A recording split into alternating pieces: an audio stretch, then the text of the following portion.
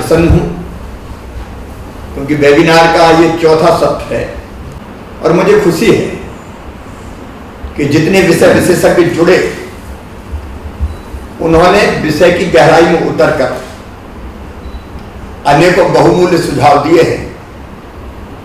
और आज का विषय है अर्थव्यवस्था और रोजगार। और आज का जो चिंतन है, सोच है हमारा, वो सड़क हो, बिजली हो, पानी हो, शिक्षा हो, स्वास्थ्य हो, सुशासन हो, उसके लिए धन कैसे जुटाएं,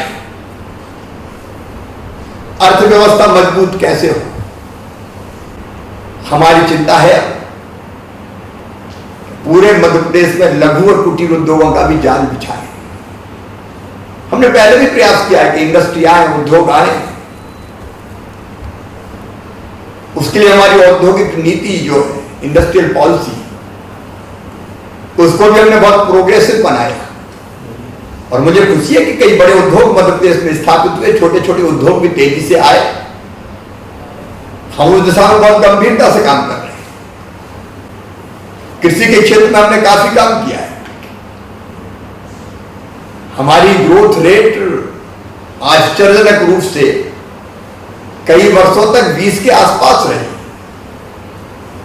सिंचाई के साधनों का हमने विस्तार किया और 42 लाख हेक्टेयर जमीन लगभग सिंचित कर दी मध्य प्रदेश में। कल परसों एग्रो इंफ्रास्ट्रक्चर आत्मनिर्भर भारत के उनके संकल्प के तहत उसको लॉन्च किया है। अब खेती में हमको इंफ्रा भी चाहिए और वैल्यू एडिशन भी चाहिए ताकि किसान को दाम मिले। और हमारा जो कच्चा माल है उसके आधार पर हम कई चीजें, फूड प्रोसेसिंग की बात जैसे जयंत जी कह रहे थे, उस दिशा में हम आगे बढ़ के भी रोजगार दें। जरूरी नहीं है कि बड़े बड़े ही उद्योग आए, स्टार्टअप हम शुरू कर सकते हैं मध्य प्रदेश में। वेंचर कैपिटल फंड हमने पहले भी बनाया है। स्टार्टअप की हमारी अपनी नीति है, उसको सुधार की जरूरत है, मैं महसूस करता हूं। तो उसके बारे में भी विचार करके फैसला करेंगे।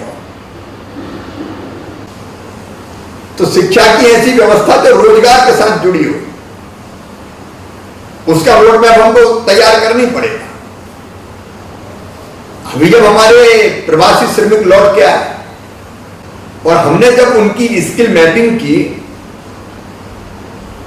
तो हमने रोजगार सेतु पोर्टल बनाया। स्किल मैपिंग में 7,30,000 ऐसे श्रमिक थे जिनको कोई ना कोई काम आता है। हमने नियोक्ता ढूंढे कि किनके यहाँ इनको काम मिल सकता है। मुझे बता दें, खुशी 31,700 से अधिक नियोक्ता जुड़े और इस पोर्टल के माध्यम से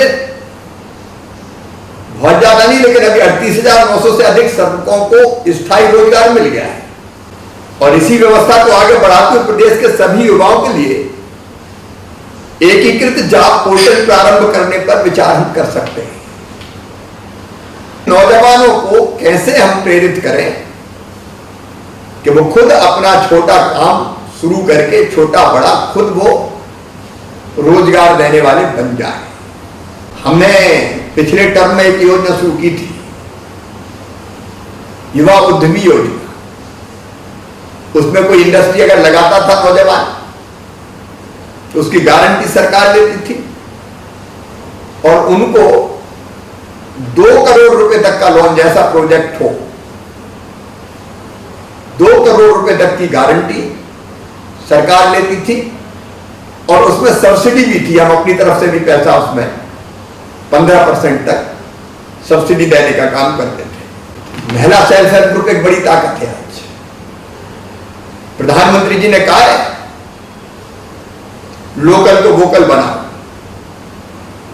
इसलिए मुझे लगता है इस कोरोना काल में हमने देखा सेल्फ हेल्प ग्रुप पोषण आहार प्रदान करने से लेकर मास्क बनाने तक, सैनिटाइजर बनाने से लेकर पीपीई किट बनाने तक, स्कूल की यूनिफॉर्म बनाने तक हमारे देश में सेल्फ हेल्प ग्रुप पोषण आहार बना रहे हैं अपनी फैक्ट्री लगा के। तो महिलाएं चमत्कार कर सकती है। और इसलिए कैसे हम इन समूहों को आर्थिक रूप से मजबूत करें, इनके हाथों में कौशल आए, इनको पैसे की व्यवस्था करें। मध्य प्रदेश में तय किया 4% के उनको लोन हम देंगे। और क्या किया जा सकता है, उनके उत्पाद की मार्केटिंग, पैकेजिंग, उस पर हम कैसे सहयोग कर सकते हैं, market linkage, knowledge linkage, bank linkage, इनके माध्यम से उनको और सशक्त बनाने पर विचार करना चाहिए।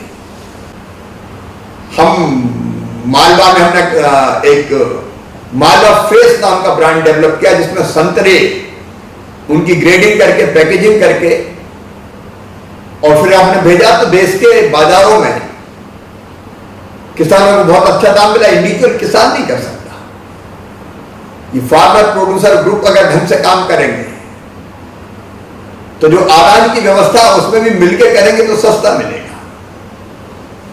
वो मिलके पैकेजिंग, ग्रेडिंग के सब काम कर सकते हैं, मार्केटिंग का काम कर सकते हैं और अच्छी क्वालिटी का उत्पाद कर सकते हैं, उसको देश और दुनिया के बाजारों में भेज सकते हैं।